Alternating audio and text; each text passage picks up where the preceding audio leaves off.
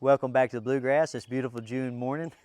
So I'm out here trying to do the introduction of this video, and this dog is bored, right? And if you have a Malinois, you understand what they do when they get bored. They start looking for things to get into. Okay, so guys, I have a fun video for us this weekend. We're gonna walk this Malinois and another Malinois I have here, and while we're walking them, we're gonna answer some questions that a fella from Washington asked me, okay? Now, what's going to be neat about this video from my perspective is I want all of you guys to pause the video and chime in whenever you see something about this Malinois that needs to be addressed, or whenever one of the questions that I'm attempting to answer, like you know, you think I should answer it a different way, or you think some of the trainers listed in the email, they should have answered it a different way, okay? So the video will be neat, right? Okay, but the comment section should be really, really fun. So let me get us started by just reading the first part of the email, right? And then we'll get to walking dogs, and I'll have Claire read me the questions that the guy sent me.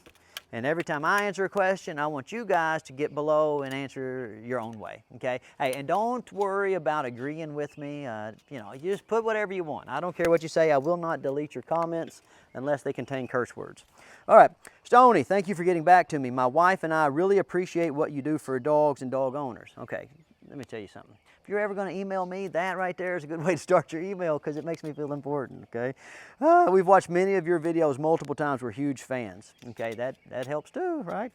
Okay, we have a 13-week-old Belgian Malinois, and your videos were instrumental in giving us great pause and help us understand what we are purchasing. We have a 44-acre small farm on the Olympic Peninsula. We wanted a working farm dog and adventure companion, so good choice. I'm looking into professional trainers for her. I have the time to work with her, but I want to pair my efforts with a professional's knowledge so that we give her the best and most effective guidance possible. Okay. Hey, listen, I can already tell you, like, you want to skip to the end of this process, this guy here, he's going to be successful. I don't care what system he uses. I don't care what dog trainers he recruits to help him design and implement his training program. He's going to be successful because he's a proactive owner who has a dog in the appropriate environment, okay? Most of the time, when I get emails about these Malinois, it's just the wrong dog for the wrong situation, and people have the wrong expectations. Okay, so now we're going to take off walking this dog, then we're going to get this other dog out. Her name's May, and we'll do a little bit of obedience training, and then we'll go out and we'll put that obedience training into a real-life situation out in my pre-adventure area and work our way through this list. Okay, so after the guy described his situation, then he says, you know, I want to make sure that I have high-level obedience with my dog. Okay, so, I mean, I don't know what that means. Everybody's version of high-level obedience is different. So I emailed him back. I said, well, what do you mean by high-level obedience? Because from my perspective, guys, there's no such thing as advanced training, right? There's just, advanced training is just basic training done very well, okay? And I don't care whether it's sports or being a doctor or whatever. Like everything you do in life, like if you just do the basics well, then your personal expression of it is going to look advanced, right? That's especially true with dog training. So, but nowadays, with the internet, everybody's got kind of different ideas about what advanced training is. And so when he emailed me back, you know, I thought it was pretty reasonable because he said, look, I want the dog to be able to go with me wherever I go and have good manners. I want to be able to trust it with other people, with other animals, around traffic. I want it to be able to ride in the boat. And most importantly, I want to be able to go downtown and, you know, the dog not have a go to pieces whenever something happens. He said he saw lots of people with their dogs when he was downtown. And, you know, all the people were doing food work with the dogs, and the dogs would have a go to pieces whenever something would pop up, right? They didn't have any reliability. So what he's really asking, instead of high-level obedience, what he wants is reliable and repeatable obedience. In other words, really what he wants is he wants to have a dog that makes good decisions when they go out in public, or when they're on the farm, or when they're camping and hiking. Okay, so from my perspective, advanced obedience in real-world applications means that you have a dog that makes really good decisions, okay, regardless of the environmental distraction level. All right, Claire, what's the next one? So one of the things that the fella says that kind of threw me off is he says, I want the dog to help with my cattle and my hogs and my chickens. right? So when he asked that question, I immediately start thinking Green Acres. You guys ever seen Green Acres where the Zsa Zsa Gabor and her husband moved to the farm and the guy doesn't know anything about farming? So I'm like, I wonder what this fella has been watching where he thinks that this dog is going to help him with cattle, hogs, and chickens, you know? And luckily, when he emailed me back, this is all he wanted. He said, Stonnie, look, like where I live, there's a lot of hawks and there's some bears and even some cougars, and they get after livestock. And I really want my dog to, you know, be a deterrent to those things and keep my livestock safe. And my chickens, I know the chickens kind of look like they need to be chased and eaten. I want to make sure the dog doesn't chase and eat them, right? Okay, I said, well, that's perfectly reasonable because it's a farm dog, right? Come on, nerd. And so I said, well, that's check number 2, right? His first goals about obedience are perfectly reasonable. His second, set of goals about being a working dog on his farm, perfectly reasonable for this type of dog. He wants this dog to grow up on his farm and like learn who belongs on the farm and who doesn't belong on the farm. That's very reasonable for a Malinois. I think that's awesome. I think that's exactly what they're designed to do. All right, now it brings us to our third question, which is, hey Stonnie, look, I've been talking to some trainers and they say for those first 2 things to happen, I really have to do formal protection or bite work training, okay? Otherwise, when this dog hits the mid-adolescent or early post-adolescent phase, its protective instincts are going to kick in and control is really going to be an issue, okay? Now, this is where you guys are probably going to start getting your keyboard fingers going, is whether or not these various, farm dog types, they need protection training, okay? And what is protection training, okay? Like, what is that? Is protection training scenario training where, like, somebody comes to the farm and we help the dog put people in the proper box, whether that's in-group friendly people or out-group not so friendly people? Is that what the trainers mean by protection training? Is that what these dogs need? Or, you know, are the trainers saying that the dog needs to pursue some level of formal bite work training where you get a guy and you dress him up and you put some equipment on him and he comes out and he makes enticing body motions trying to kind of treat the dog like it's a fish. You know how when you're fishing you jerk your bait around, right? And that entices the fish to bite the bait. Well, the same thing happens with Malinois. I mean, you take a dog, nicest dog in the world, has no protective instinct, and the right helper can come out there and they'll fish for that dog, right? They fish for him and then the dog bites and it looks cool. I mean, there's nothing wrong with that. I mean, I've watched millions and millions of dogs do it and done it myself, and it's a lot of fun, but that's not the same thing as having a dog that has utilitarian value as a guard dog on your farm, okay? So you can pause the video and tell me what you think about right there, because that's a hot button issue with these kind of dogs. All right, what's the next thing, Claire?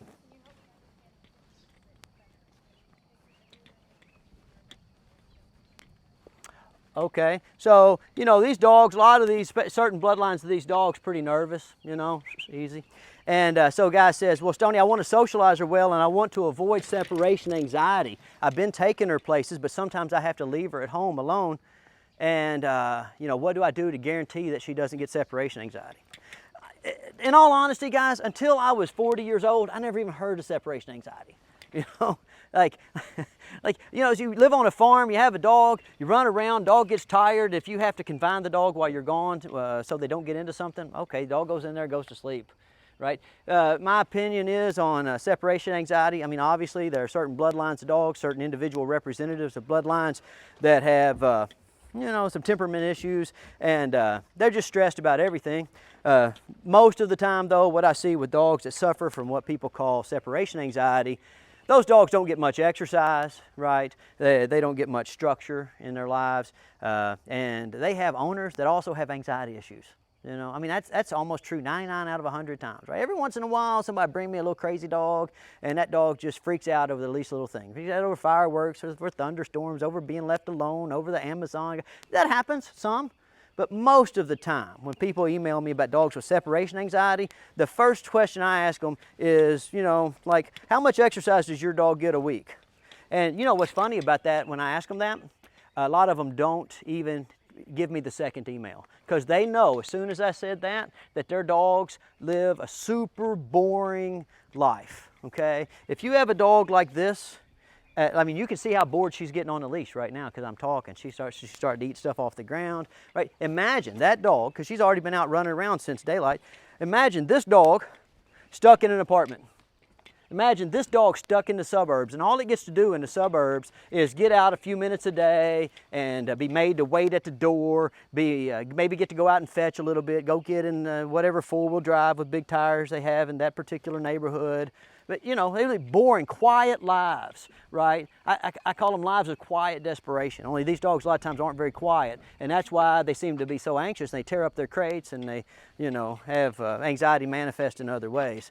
So, guys, my opinion, if you're on a farm and you have this kind of farm dog, as long as you get it out and you work with it, like separation anxiety should be a non-issue. Maybe every once in a while you just didn't get a good deal on your dog. It's always a crapshoot, but it's a non-issue in my opinion. Okay, Claire, what's the next one? Okay, so guy says, now Stonnie, you know, I don't know about the dog being a guard dog because, like, we actively pursued a bloodline that wasn't consistently used in police or military work. Okay, yeah, I mean, that's pretty smart. Ask your breeder, guys, you're gonna get one of these kind of dogs, like, what are the parents like? What are the grandparents like? You know, because what breeders do is they take a dog like this. This dog came from Lawrenceburg, Kentucky, believe it or not. And I forget the name of this kennel, but I've had a lot of these dogs over here and they're just really good dogs. You know, so if you want a dog, it's a good farm dog and like quick learner, got plenty of drive for all the kind of stuff you might want to do, well, then like don't necessarily think that you got to go somewhere far away. Like where this dog came from is 30 miles from me, 40 miles from me, no big deal. Okay, but it's really, you have to go investigate, right? Because there's plenty of police dogs and military dogs that ain't worth killing. Oh, I shouldn't say that on YouTube. There's plenty of military and police dogs that aren't particularly high quality, and there's plenty of dog bloodlines that could have served in those roles. They just, nobody ever put them in those roles. Okay, what else we got over there, Claire? I'm gonna get another dog out. Very nice. Dogs like her require high stimulation activities outside of farm life. Oh, so one of the questions that came up initially, I kind of got my questions out of order, is he's talking about like doing search and rescue work or doing protection work or doing agility work, whatever. And he's like, I'm just afraid that my farm life is not going to be exciting enough for the dog. And so the point I made to the guy is this, you know, farm dogs don't need agility work or protection work or search and rescue work. All those search and rescue dogs, protection dogs, agility dogs, they need more farm life. So guys, look, I mean, I've got this little course out here, and we come out here and we work on our formal education every day. I got the dogs come out, they climb, they go, they jump, and they have a pretty good time when they're doing it. Hey, as soon as we're done with our formal class, not one of them come over here and do this course just by themselves for fun, okay? So that's a lie. When people tell you how much their dogs love agility or love whatever, okay, that's because the options that the dog have ain't that great, right? I have this place, right? I have another farm and another farm, and if I give the dog the options to go just to the farms and go walking on the bluff, to go walking through the creek, to go riding a four-wheeler, to go out back to my pre-adventure area, or come run around this course like this, you know, like none of them come out here and do laps on this course. Okay, we come out, we do our work, then they come over and look at me like, okay, Stonnie, we got that done, we got the formal schoolwork done, when are we going to go do something fun? Okay, so that's my opinion about that. Farm dogs don't need more agility training. Agility dogs need more farm time. Okay, Claire, go get me another dog. Okay, guys, meet May. Now, May is a little bit older than Xena, but she hasn't been here as long, so that'll probably show up when I'm walking her. All right, so now, as the email goes on, the fella tells me that he had been over to see a trainer, and the trainer had told him some things. This is going to be fun for you guys. So first thing that his trainer did, now this puppy's 13 weeks old, right? So the first thing his trainer does is grabs the puppy by the scruff of the neck and picks it up off the ground to see what its reaction is going to be. So, what do you think about that, right? Okay, when I was a kid, guys that would work on the boats, they raised pit bull puppies for, you know, kind of stuff that people do with pit bull puppies. And they used to pick them up when they were babies by their ears. And, you know, they kept the ones that didn't, you know, have an adverse reaction to being picked up by the ear. I've got a whole puppy developmental stage video series. I've got 2 of them actually. And you can see the mom picking up the puppies by the scruff of the neck and carry them around. You can see me picking them up by the scruff of the neck, kind of seeing what they're, you know. I feel like at the right age, that kind of gives you a little bit of insight into the dog's character, okay? Now, 13 weeks old, me personally, you know, I don't know. I don't usually pick up puppies by the scruff of the neck that they're when they're 13 weeks old, just because kind of their weight to skin elasticity ratio, it's just out of whack, and I don't do that. You know what I'm saying? Do you guys do that? Do you think it's a good idea? What do you think it tells you about a dog if a stranger picks them up by the scruff of the neck? What's their reaction? What reaction do you want to see? Do you want to see a dog that gets a little bit afraid? You want to see a dog that's completely like neutral? Or do you want to see a dog even at 13 weeks old, you know, struggle to get away, maybe bite the handler? You know, a lot of personal preference, I guess, there. Now, the other thing that you see is, or that comes up, is guy doesn't like food work. Or the girl, whatever, I don't know, man, woman, trainer, I don't know. But doesn't like food work too much, right? And says, hey, we gotta, you know, we have to use an electric collar to get reliability out of the dogs. What do you think about that? Do you think that's true? I mean, I don't use electric collars hardly ever. You know, what do I use? What do you see in all my videos? You see whistles. I usually have this vest on, right? Okay, but I don't think I use very many treats with Xena. She's been here a week, 2 weeks longer than May, but I'm not having to put, you know, too many treats into play here, and like it's definitely not a lot of labor. You know, you think I'm wasting my time here? You think that? You know, from my perspective, dog training systems, the reason you have so much argument in terms of what's the best approach is because like there's so many things that work. I mean, I think everything that someone has written down follows this rule.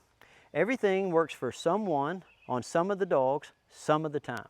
Okay, my job as a professional dog trainer is to help people, you know, pick, you know, strategies and techniques that have the highest percentage chance of working with the least amount of labor inputs on the owner's part, right? So what we try to focus on around here is being productive. So whatever, you know, whatever I think is going to work for people, that's what I teach them.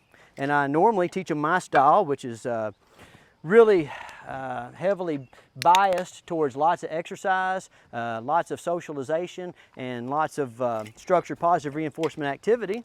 And I find that I end up having dogs that are pretty reliable. I mean, we're fixing to go out back, and I'm not going to put any leashes on these dogs, and I'm not going to put any electric collars on the dogs, and I'm pretty sure I'm going to make it back with them, you know.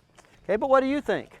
Do you think electric collar is necessary? You know, I mean, do you think electric collar has some type of advantage over other kinds of training? There's been more of these types of dogs trained with traditional leash and collar training than all other methodologies combined. If you took all the food work training and all the electric collar training and put it in a basket, and beside that basket you put all of the leash and collar work that's been done, well, the basket with leash and collar work in it would be filled to the brim, right? I mean, it's just like caveman level training, guys. You know, take a rope, put it on a dog's neck. You got a rope on their neck, you win. You know, do you have to have food work? No, I mean, obviously not. People that were farming with these dogs, they weren't out clicking and treating. Do you have to have an electric collar? I mean, obviously not. I don't use electric collars, you know. Like, so what do y'all think? What do you think? I think people just love gadgets, right? And I think that the more dependent that you get on gadgets, then the less you develop your real skill, right? I think that electric collars, the same thing with calculators. You know, it's fine if you have a big problem to use a calculator to help you solve a problem, but you know, it's not fine to use a calculator to avoid learning math. Same thing with the dog training. You know, if somebody comes here and they have a specific reason or need to use an electric collar and they can convince me that they really, really need it, I teach them about electric collars, that's fine.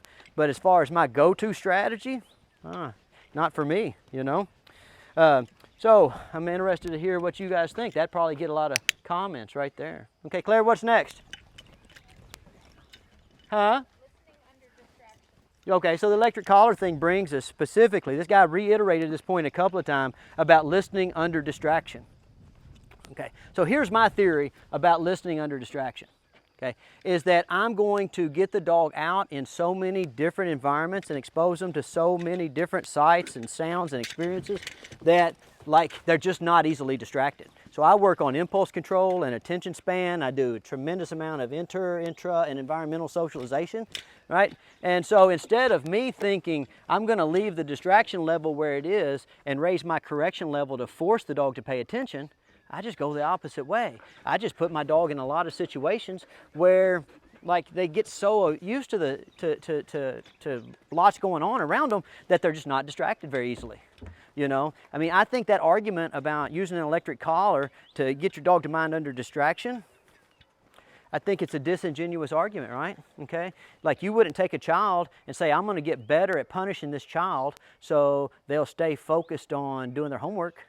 No, you would take and you would give them little bits of work, and every week you gradually increase your expectations in terms of focus and and impulse control and the ability to sit in their chair and look at their teacher or finish their English or math homework, right? Make sure they check their work. That's my approach. I stair step it, guys. I put them in environments where, like, I ask them to pay a little bit of attention, and then as they master, you know, that level of complexity, then we raise our expectations. We call it progression based on mastery. Very simple concept.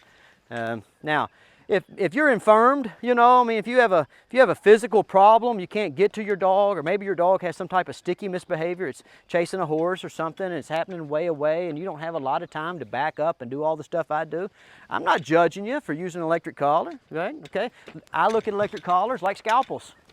You know, I mean, you know, sometimes, you know, something happens and you need a guy to help you, and he's going to use a scalpel to help you, but I think it's best to avoid that if possible. Wait. All right, we have anything left on there, Claire? All right, that's pretty much it for the email. Now, guys, you know, what I've done here is I just kind of demonstrated to you, you know, what my formal training looks like. And I honestly think this. I think good off-leash training simply comes from good on-leash training. So now we'll go out back and we'll walk around, and we'll see whether or not I lose these two Malinois. If I lose them, I'll come back here and you guys can get in the comment section and tell me, you know, that I'm not a very smart dog trainer. If I don't lose them, maybe that means what I do works. I don't know. Let's see. That's okay. All right, look, guys, I'm a little bit tickled and I'm a little bit aggravated because my assistant almost let me leave out kind of one of the most important parts of the email. Now, remember I was telling you, or I was asking you what you thought about the traditional training, the electric collar training, was it necessary?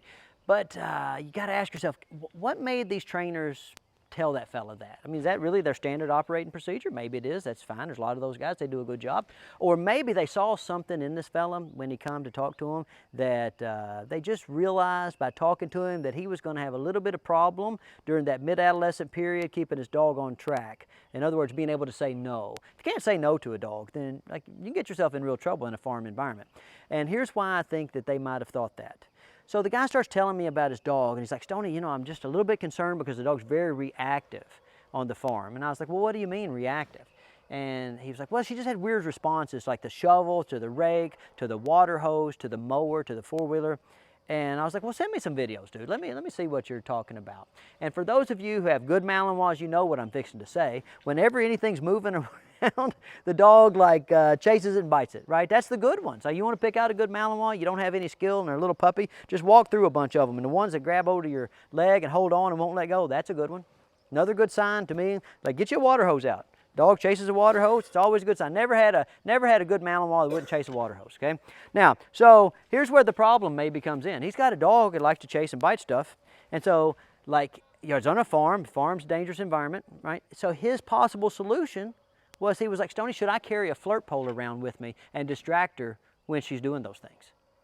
Now, I just want y'all to pause for a second and think about what kind of super nice person thinks that's a reasonable approach to getting a dog to stop behavior that's dangerous, destructive, or rude. Can you imagine an old farmer in Europe and his dog is chasing some stuff that it's not supposed to be chasing, and he's out there and he pulls out of his back pocket a flirt pole and starts doing this, right? Okay, I mean, like, does that make sense to people? Am I that out of touch with, that out of touch with dog training? That, like, that people think that's reasonable, right? Okay, so if a fella came here and he had a perfect situation, he had a perfect dog for his situation, he had lots of time, he was well intentioned, but he had this in his back pocket, and whenever his dog went to chase my four-wheeler or chase my little girl on her bicycle, his solution was to get this out and start going like this, you know? What would I tell him? I don't know. I've never had that happen. Okay, but I want you guys to tell me below. What would you tell him? Okay, reasonable, not reasonable, effective, not effective. Okay, if you were the trainer in that situation, what would that start to lead you to believe in terms of what it's going to be like to lead this person through the process of getting his dog to come, be still, and have good manners, and be safe in a broad range of environments? Okay, now we'll go out back. Oh my gosh, Mabel, you're the best dog out here. Oh, all right. Let me get this Jack Russell off the four-wheeler. Oh, get Mabel. Oh, who's an awesome puppy. Get her off the four-wheeler. Oh, okay, guys. And basically, what we're going to do, we're just going to walk around and talk about this kind of dog. Every once in a while, we might give her a treat. Hope that doesn't lead to her being unreliable. All right, guys, this is what life's like around here, okay? So when this guy emails me about farm life with the Malinois, look, I've been living it for a long time. I got George, he's on the mower. My man Eli's over there doing some weed eating and limbing. And, you know, here's the most important part of being a good Malinois trainer from my perspective, is you have a bunch of these around.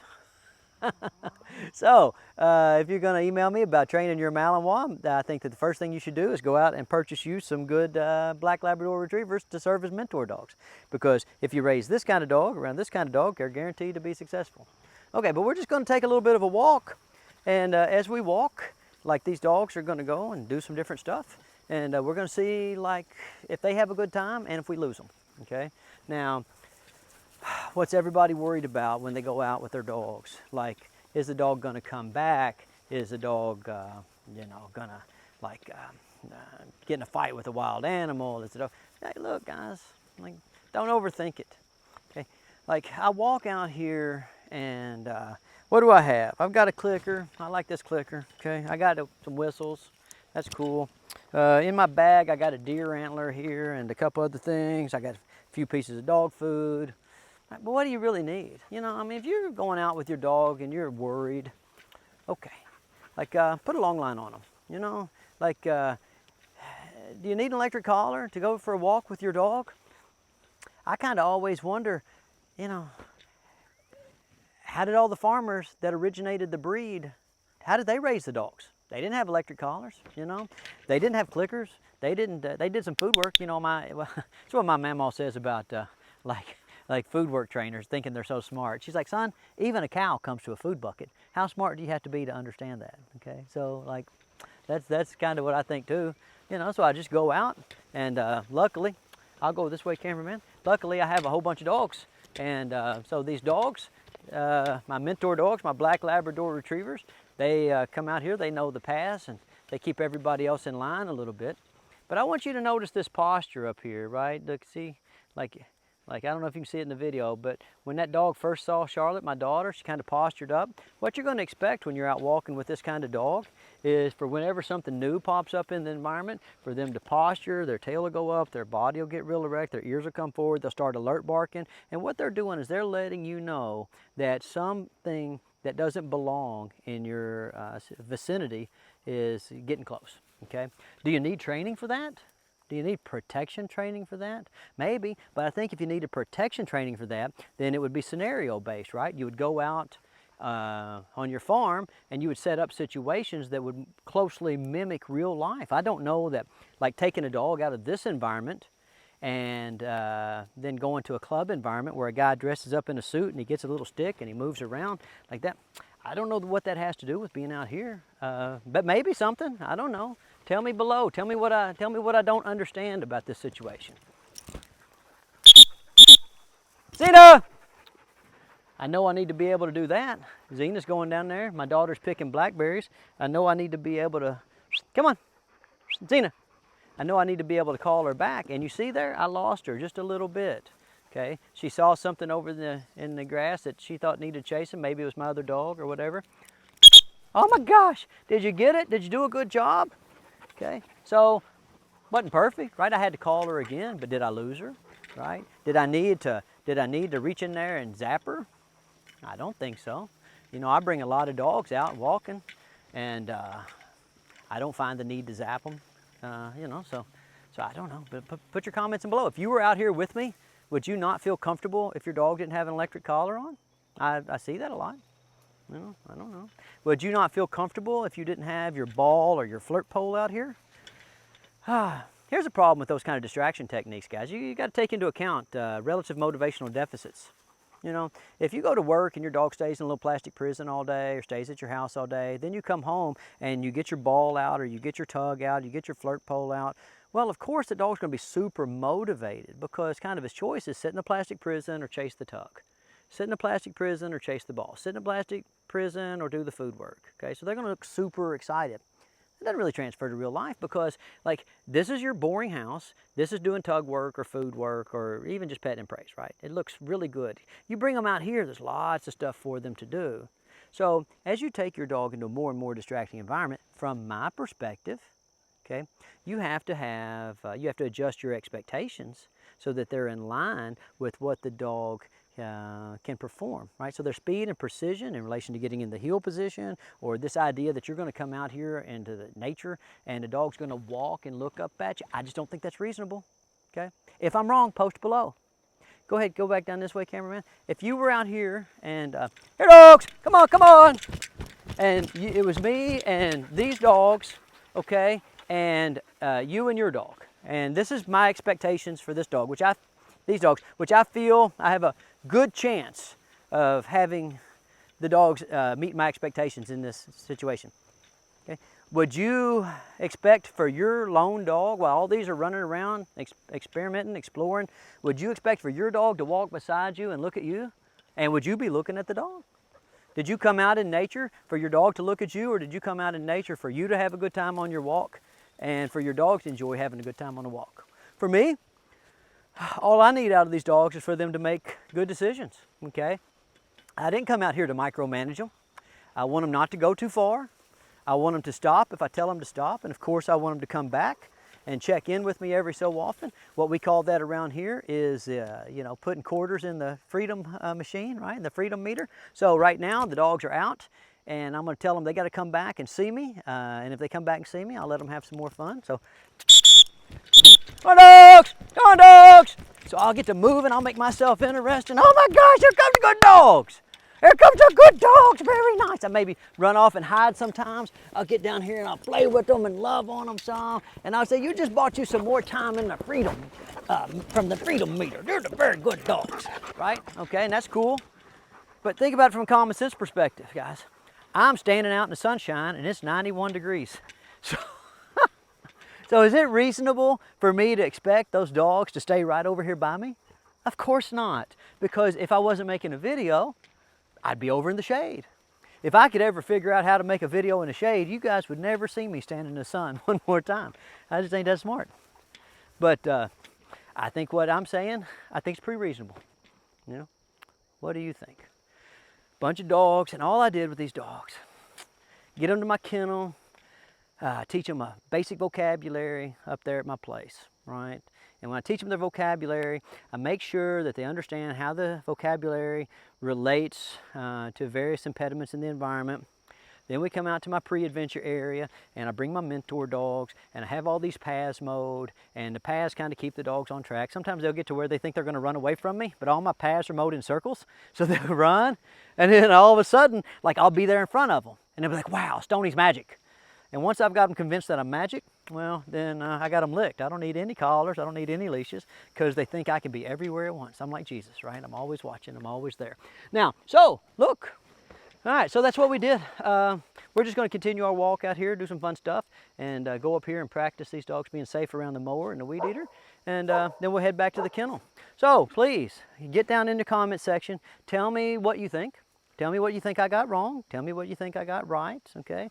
And you know, feel free to criticize me in any way that you want, as long as you don't curse. And if you don't curse, I promise I will not get rid of your comments. And really looking forward to this comment thread. So don't disappoint me. All right, I'll see y'all next week.